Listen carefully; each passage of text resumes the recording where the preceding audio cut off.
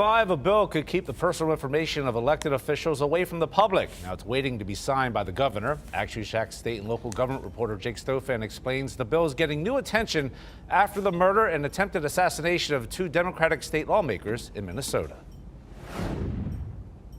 Well, it was the threat of political violence that inspired this legislation in the first place, but concerns elected officials could potentially abuse the ability to shield their home addresses from public view were raised. Today I spoke with two lawmakers who have both faced death threats while in office, but fall on opposite ends of this issue. Following last week's assassination of Democratic Minnesota State Representative Melissa Hortman and the attempted assassination of State Senator John Hoffman, there's new attention on a bill passed here in Florida this year.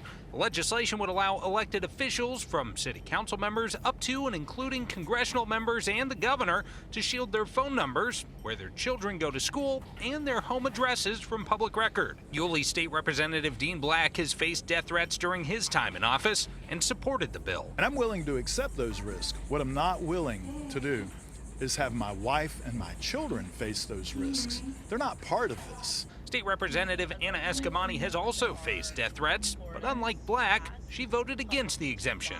It's very difficult to conceal the information of legislators without also hurting public trust and hurting public access. Eskamani's concerns echo those raised by open government advocates like Bobby Block with the Florida First Amendment Foundation, who notes many elected officials have residency requirements. The Sunshine State is every year getting shadier and shadier, and it's a big problem. Here in Duval, former Sheriff Mike Williams had to step down after it was revealed he'd moved out of county while in office. Sheriffs are among a select few public officials that already have their home addresses exempt from public record. But Black argues there are still safeguards in place to ensure accountability, as the exemption is opt-in, and elected officials, cities, and zip codes will still be public.